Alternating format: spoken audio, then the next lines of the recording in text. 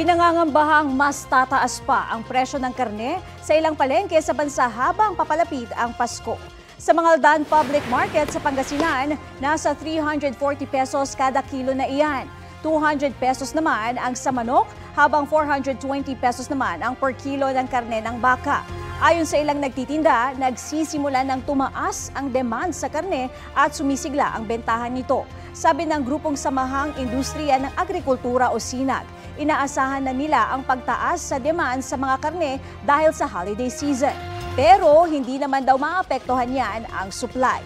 Batay sa latest price monitoring ng Department of Agriculture sa ilang palengke sa Metro Manila, umaabot na sa halos 400 pesos ang kada kilo ng baboy, habang ang manok ay umaabot na ng hanggang 220 pesos kada kilo.